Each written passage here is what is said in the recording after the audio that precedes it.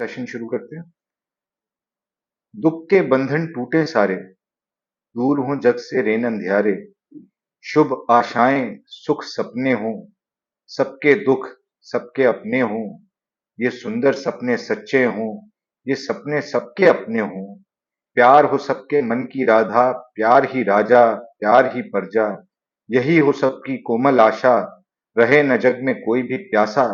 शुभ आशाएं सुख सपने हों, सबके दुख सबके अपने हों, कभी किसी का मीत न रूठे, प्यार का बंधन कभी न टूटे। ये वो ख्यालात हैं जो शायद ही कोई शख्स हो जिसके जहन में कभी ना आए। ये वो ख्यालात हैं जो हम में से हर शख्स सोचता रहा है, और इसीलिए और इन्हीं ख्यालात का नाम जो है वो सोशलिज्म है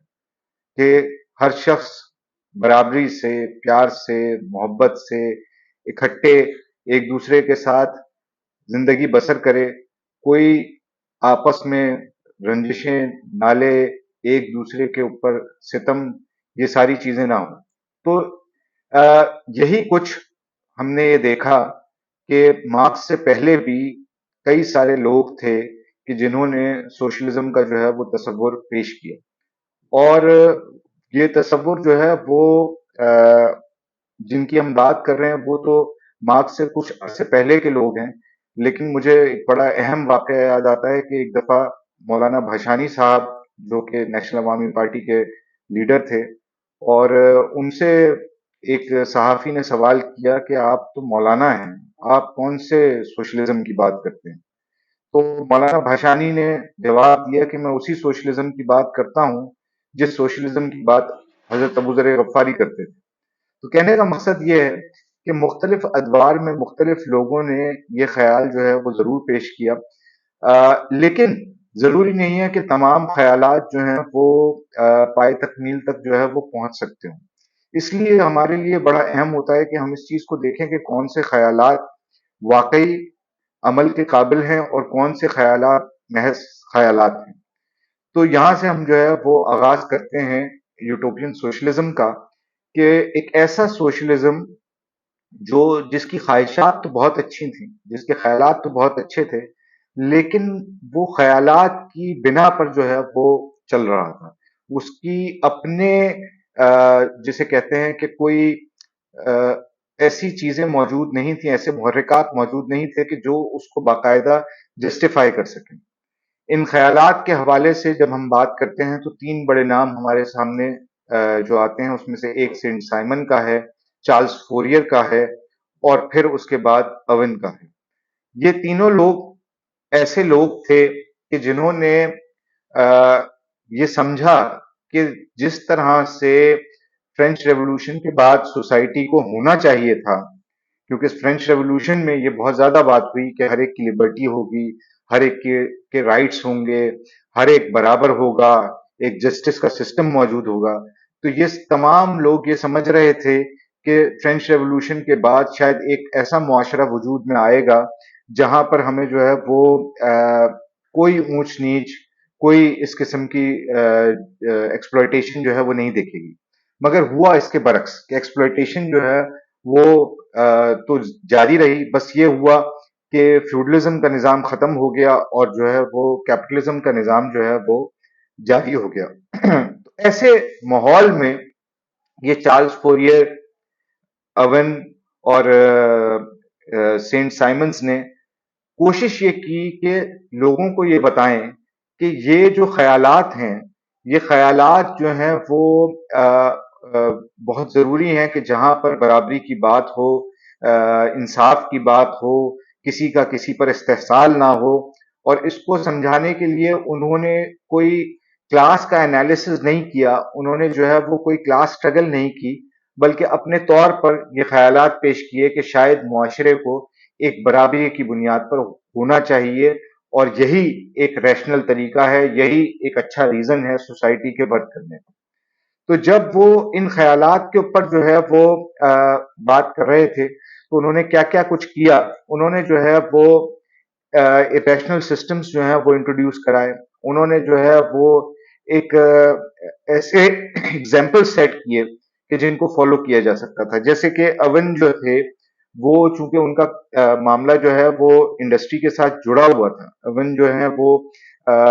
جس جس زمانے میں کیپٹلزم جو ہے وہ ڈیولپ ہو رہا تھا تو ایون جو ہے وہ خود ایک فیکٹری کے جو ہے وہ مینیجر تھے. تو ایون نے یہ کیا کہ ایک بڑے ایریا کے اوپر جو ہے وہ فیکٹریز لگائیں اور ان فیکٹریز میں جو اوقات کار تھے، جو ٹائم تھا لیبر کا، اس کو کم کیا. اس زمانے میں 16 جو ہے وہ لیبر سے کام لیا جاتا تھا، انہوں نے جو ہے اس کو محدود کیا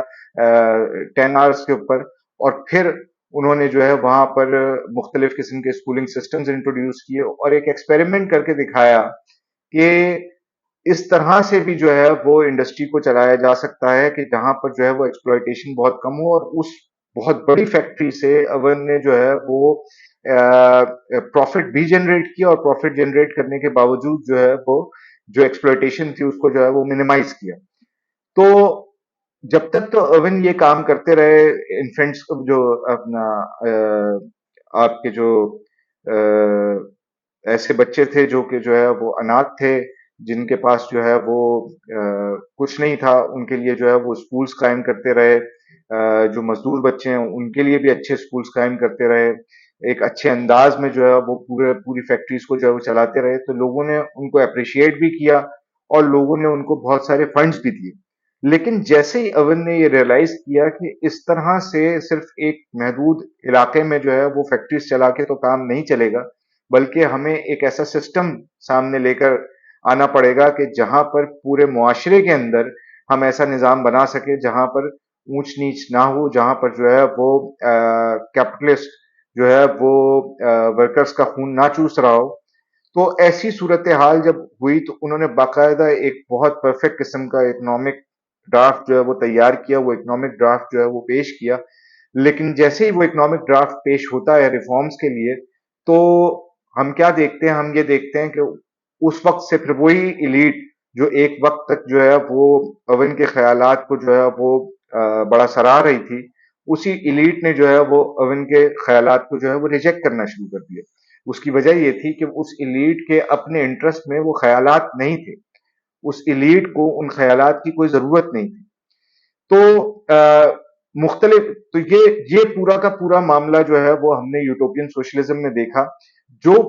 اگر غور سے آپ دیکھیں تو وہ نتیجہ تو اسی کلاس سٹرگل کا تھا، جو کلاس سٹرگل جو ہے وہ معاشرے کے اندر موجود تھی، جو وہ دیکھ رہے تھے اپنی آنکھوں سے کہ کس طرح سے امیر اور غریب کا جو ہے وہ ایک نظام ہے، کس طرح سے جو ہے وہ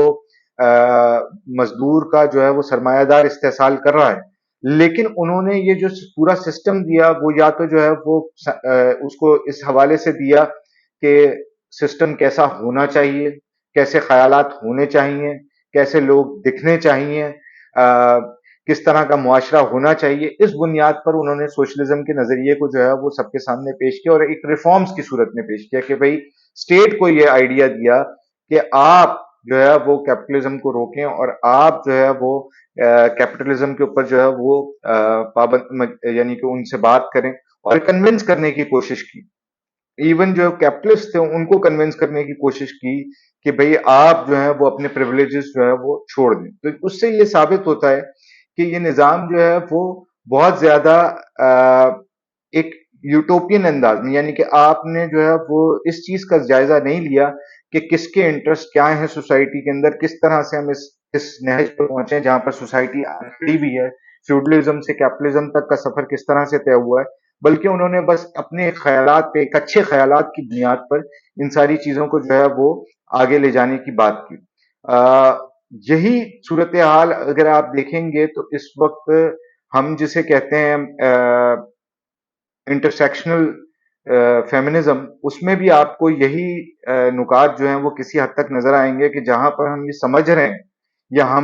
ہم کوشش کر رہے ہیں کہ کسی طریقے سے جو پرولیٹیرین ویمن ہے، جو بورژوا ویمن ہے، جو کیپٹلسٹ ویمن ہے، جو فیوڈل ویمن ہے، یہ سارے ویمن جو خواتین ہیں ان سب کے جو انٹرسٹ ہیں وہ ایک موومنٹ جو ہے وہ ریپرزینٹ کر سکے اور سب مل کر جو ہے وہ ایک دوسرے کے ڈفرینسز کو جو ہے وہ ایکسپٹ کر کے اور جو ہے وہ کوئی ایسی موومنٹ چلائیں جس میں پرولیٹیرین جو خواتین ہیں ان کے بھی جو حقوق ہیں وہ سامنے آئیں.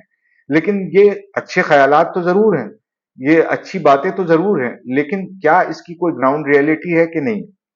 تو جو مارکس اور اینگلز تھے, انہوں نے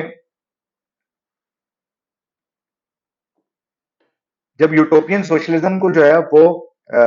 دیکھا اور اس کو پرکھا, تو انہوں نے کہا کہ یہ آپ کی مٹیریل کنڈیشنز کے اوپر بیس نہیں, یعنی ان کا آپ کے جو ایکچول سچویشن ہے, جو ایکچول حالات ہیں, جو ایکچول معاملات ہیں, اس کے ساتھ کوئی نتھی نہیں ہے, بلکہ بس یہ ایک اچھے خیالات ہیں.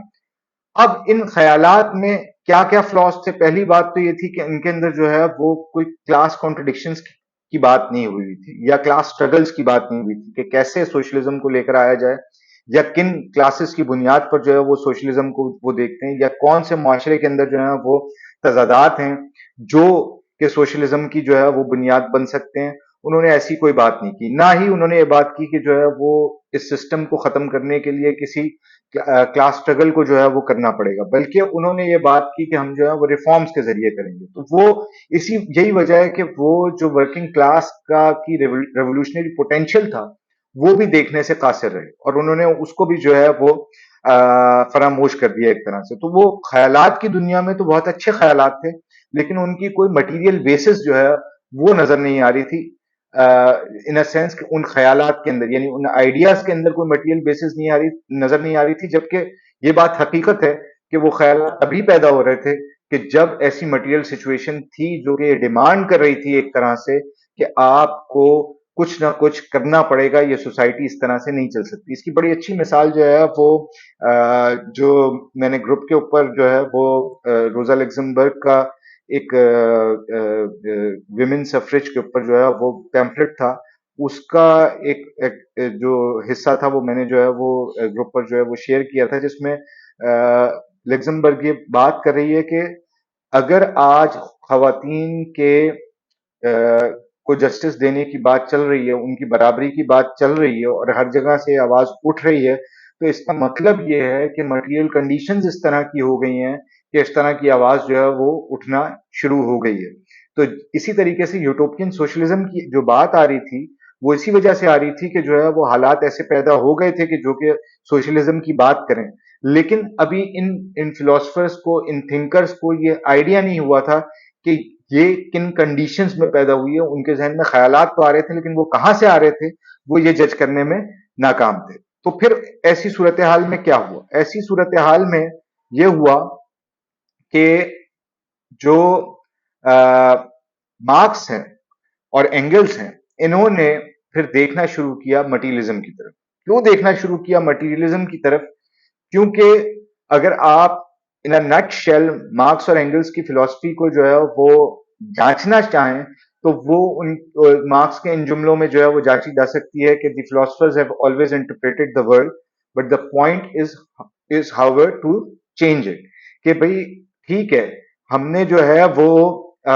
یہ تو دیکھ لیا کہ ورلڈ کس طرح کا ہے, دنیا ہے کس طرح کی, لیکن اصل بات یہ ہے کہ جو ہے وہ ہم اس کو کیسے جو ہے وہ چینج کرتے ہیں. تو ان خیالات کے ساتھ اب جو ضرورت تھی مارکس اور اینگلز کے لیے وہ یہ تھی کہ وہ یہ دیکھیں کہ مٹیریلزم میں ان کے پاس کیا ہے, جو مٹیریلسٹ فلسفی ہے وہ ان کو جو ہے وہ کیا پیش کر رہی ہے ان کے سامنے. تو مٹیریلسٹ فلسفی جو ہے وہ ان کے سامنے جو چیز پیش کر رہی تھی وہ کیا تھی؟ وہ جو تھی وہ ایک ایسے مرحلے سے نکل کے آ رہی تھی کہ جہاں پر اس نے ایک عرصے تک ایک جنگ لڑی تھی آئیڈیلزم کے ساتھ. اب آئیڈیلزم اور مٹیریلزم میں فرق کیا ہے؟ آئیڈیلزم بیسیکلی وہ فلسفی ہے جو کہ تھاٹس کو جو ہے وہ تقویت دیتی ہے, تھاٹس کو جو ہے وہ سمجھتی ہے کہ وہ پرائمری موورز ہیں سوسائٹی کے. تھاٹس جب آپ کے ذہن میں کوئی چیز آتی ہے تو پھر آپ اس کو جو ہے وہ امپلیمنٹ کرتے ہیں اور اس سے جو ہے وہ سوسائٹی چینج ہوتی ہے, اور تھاٹس ہی وہ چیز ہے جو کہ جو ہے وہ سوسائٹی کو آگے کی طرف لے کر جا رہے ہیں. میٹر کا تھاٹس کے ساتھ بس اتنا رشتہ ہے کہ تھاٹس جو ہے وہ میٹر کے اوپر جو ہے وہ اثر انداز ہوتے رہتے ہیں. मटीरियलिस्ट जो थे उसके बरक्स वो ये समझते थे कि मैटर बेसिकली सबसे इंपॉर्टेंट चीज है और मैटर ही सब कुछ है और मैटर ही चीजों को जो है वो आगे की तरफ ड्राइव कर रहा है और थॉट्स बेसिकली उस मैटर का रिफ्लेक्शन है जो कि आपके माइंड में जो है वो डेवलप होता चला जा रहा है। तो मार्क्स ने इस आइडियलिज्म और मटीरियलिज्म की जो बहस थी उसमें से जो है वो मटीरियलिज्म को चूज किया कि उसने ये समझा कि हमारे जितने भी आइडियाज हैं वो बेसिकली मटेरियल कंडीशंस से निकल कर आ रहे हैं कि हम देखते हैं कि किस तरह से आपकी सोसाइटी में मुख्तलिफ मटेरियल कंडीशंस जो है वो डेवलप होती हैं, किस तरह के तजादात मौजूद हैं, किस तरह के लोग मौजूद, किस तरह के सिस्टम्स मौजूद हैं, किस तरह के प्रोसेसेस मौजूद हैं, किस तरह की एक्सप्लॉयटेशन हो रही है और उसकी बेसिस पे आपका थॉट सिस्टम जो है वो वर्क करता है। और जब मार्क्स के सामने ये सवाल आया कि कैसे वो थॉट सिस्टम वर्क करता है तो उसने जब मटीरियलिज्म की तरफ देखा तो मटीरियलिज्म की जो फॉर्म उसके सामने आई वो एक मैकेनिकल फॉर्म की सूरत में उसके सामने आई कि वो मटीरियलिज्म जो था वो सही तरीके से आइडिया और मैटर, हिस्ट्री और प्रेजेंट, इन सारी चीजों को रिलेट करने में नाकाम था। वो चीजों को जिस तरह से देख रहा था वो एक स्टैटिक अंदाज था कि वो बस सोसाइटी को एज इट इज ले रहा था और उसको ये लग रहा था कि सोसाइटी बस इसी तरह जो है वो फंक्शन करती चली जाती है। अब इसकी मैं बड़ी आपको अच्छी मिसाल जो है वो देता हूं जो कि मार्क्स का जो फ्योरबाख के ऊपर थीसिस है या क्रिटिक है उसके अंदर जो है वो मार्क्स ने फ्योरबाख के साथ की। अब हम ये सारे के सारे जानते हैं कि इस वक्त हमारी अपनी सोसाइटी के अंदर ये बड़ी डिबेट है कि रिलीजन का किस तरह का रोल जो है वो इस्लामिज्म या इस्लामिक जो पॉलिटिकल पार्टीज हैं वो लेकर आती हैं और उसमें स्पेशली जो रेडिकल इस्लाम है जो जो इस वक्त जो है वो बंदूक उठाए हुआ है, जो इस वक्त जो है वो फाइट कर रहा है मुख्तलिफ अंदाज में। अब आप उस फाइट को सही समझे गलत समझे वो एक अलग बात है, अभी इस वक्त ये हमारा इन क्वेश्चन नहीं है, लेकिन वो किसी ना किसी तरीके से जो है वो एक फाइटिंग मोड के अंदर मौजूद है। तो उससे बहुत सारे जो लोग हैं उनको काफी सारा मसला होता है और वो कुछ लोग उसमें से जो हैं जो कि जो है वो चीजों को मेरा ख्याल है स्टैटिकली देखते हैं, वो ये उनका मानना ये होता है कि ये जो रेडिकल इस्लाम है ये इसका मसला ये है कि इस्लामिक आइडियोलॉजी ही ऐसी है कि जिसकी वजह से इस तरह का इस्लाम जो है वो निकल कर आया और जब तक ये इस्लामिक आइडियोलॉजी रहेगी आपके सामने जो है वो मजहब की जो तस्वीर रहेगी वो इसी तरह की खूंखार, जंगजू और लड़ाका किस्म की रहेगी। वेस्ट स्पेशली इसको जो है वो क्लैशेस ऑफ सिविलाइजेशन की तरह जो है वो लेकर जाता है, वो उसको इसी अंदाज में देखता है और यही वजह है और कि जो है वो ना सिर्फ ये कि अलकायदा को या आईसिस को बल्कि जो है वो वेस्ट हमास को उठा के भी इसी फ्रेमवर्क के अंदर, इसी ब्रैकेट के अंदर डाल देता है कि भाई ये पूरी आइडियोलॉजी ही जंगजू है और ये पूरा जिहाद का कॉन्सेप्ट ही जंगजू है और ये जिहाद का जो कॉन्सेप्ट है यही मसले की जड़ है। मार्क्स इस तरह से जो है वो चीजों को नहीं देखता, फ्योरबाख इसी तरीके से देखता था। फ्योरबाख ने कहा कि भाई हम अभी जिस मुआशरे में मौजूद हैं उसमें मजहब की जरूरत ही नहीं और मजहब जो है वो खामखा की एक चीज आई हुई है और उसका जो है वो रियलिटी से कोई ताल्लुक नहीं। मार्क्स ने कहा नहीं, ऐसा नहीं है। जो रिलीजियस सेंटिमेंट्स हैं वो किसी ना किसी सूरत जो मटेरियल कंडीशंस हैं उसी से डेवलप हुए हैं और उसी को एक तरह से जो है वो रिप्रेजेंट भी करते हैं और उसको समझना जरूरी है। जो लोगों की एक्चुअल सफरिंग मैटर के साथ जो है वो मटेरियल वर्ल्ड के साथ जो है वो जुड़ी हुई है वो उनको रिलीजियस वर्ल्ड में मुख्तलिफ चीजों में जो है वो लेकर जाती है। मार्क्स ने कहा कि ये जो आपकी होली फैमिली है बेसिकली ये फैमिली के इंस्टीट्यूशन के साथ उसका एक रब्त है कि फैमिली का इंस्टीट्यूशन उस होली फैमिली के साथ जो है वो जस्टिफाई होता है। इसी तरीके से अगर हम उसको जो है वो आज की दुनिया में उठाकर देखते हैं तो हमें ये नजर आता है कि जो रिलीजियस सेंटिमेंट्स इस वक्त मौजूद हैं अगर आप बगौर उसका जायजा लें तो आपको ये नजर आएगा कि एक खास अरसे में जब नेशनल लिबरेशन की मूवमेंट्स को वो सपोर्ट जो कि उसको नए ख्यालात से यानी कि मार्क्सिस्ट दुनिया से मिल रहे थे वो सोवियत यूनियन के रिविजनिज्म के बाद और माओ के जाने के बाद चाइनीज रिविजनिज्म के बाद वो सपोर्ट उनको मिलना बंद हो गई और उसके बाद सोवियत यूनियन भी टूट गया। तो अब उनको इंपीरियलिज्म से किसी ना किसी सूरत निबर्द आजमा होना था। जो कॉलोनियल वर्ल्ड था وہ ان کے لیے سب سے تکلیف دہ چیز تھی. ہر کالونی کے لیے دنیا کی جو بھی کالونی ہے اس کے لیے سب سے امپورٹنٹ مسئلہ, اس کی سب سے اہم کانٹرڈکشن جو ہے وہ کالونی بن جاتی ہے. اور وہ کالونی جو ہے جب وہ اپنی کالونیل پاور کے ساتھ نبرد آزما ہوتا ہے, تو اب اس کے پاس دو ہی راستے ہیں کہ یا تو وہ اس کالونیل نظام سے آگے جانے کی بات کرے, یا وہ اس کالونیل نظام سے پیچھے جانے کی بات کرے کہ بھئی وہ دن جب ہمارے اوپر جو ہے وہ کالونی سوار نہیں ہوئی تھی. تو جب اس کے پاس ایسی فورسز نہیں موجود, ایسی فورسز جو ہیں وہ کام کرنے سے قاصر ہیں, یا جس بھی صورت جو اس کو جو ہے وہ نئے خیالات پرووائڈ کر سکیں لڑنے کے, لڑائی میں آگے لے کر جانے کے, تو آٹومیٹیکلی جو اس کا مائنڈ فریم ہے, جو اس کا پورا فریم ورک ہے, وہ اس کو پیچھے کی طرف لے کر جاتا ہے. اور وہ اسلام جو کہ کسی بھی فارم میں جو ہے وہ موجود تھا, آج وہ اس کو جو ہے وہ ایک وائلنس کی صورت میں جو ہے وہ سامنے لے کر آتا ہے, کیونکہ کالونی کا جو اپنا مائنڈ سیٹ ہے. اگر میں اس وقت جو ہے وہ فینن کو انٹروین کرنے کی دعوت دوں, تو فینن آپ کو یہ سمجھاتا ہے کہ کالونی وائلنٹ انداز میں سوچتی ہے کیونکہ وہ وائلنس سہ رہی ہوتی ہے. تو وہ نیچرلی پیچھے کا سولوشن, یعنی کہ کالونیل زمانے سے پہلے کا سولوشن, تو وہ اس کے سامنے کیا آتا ہے اسلام کی صورت میں. اور پھر وہ مرد جب ہوتا ہے اس کے وائلنس کے ساتھ, جو کہ ایک نیچرل ڈیمانڈ ہے کالونی کی, ایک نیچرل سائیکالوجی ہے کالونی کی, تو وہ آپ کی صورت میں جو ہے وہ ایک ریڈیکل اسلام کی صورت میں, یا جو ہے وہ اسلامزم کی صورت میں جو ہے وہ آ جاتا ہے. میں اب یہاں سے اگر ہم آگے بڑھتے ہیں, تو اب اس ساری چیز کو سالو کرنے کے لیے جو مارکس کے پاس ٹول تھا کہ بھئی کس طرح سے اس میکینیکل مٹیریلزم کو ریجیکٹ کرنا ہے اور ایک ڈائنامک فارم جو ہے وہ لے کر آئیں گے, تو اس زمانے کی جو سب سے ایڈوانس فلسفی تھی وہ ہیگل میں نظر آئی. واحد فلسفی تھی جس کے اندر کمپلیٹ ڈائنامزم جو ہے وہ موجود تھا, جو نہ صرف جو ہے وہ ہسٹری کو دیکھ رہی تھی, بلکہ وہ پروسیسز کو دیکھ رہی تھی. وہ جو ہے وہ اس چیز پہ جو ہے وہ اثر انداز ہو رہی تھی کہ کیسے دنیا بتدریج جو ہے وہ تبدیل ہوتی گئی. لیکن اس کے ساتھ بھی ایک مسئلہ تھا, اور وہ مسئلہ کیا تھا, وہ کیا پرابلم تھی مارکس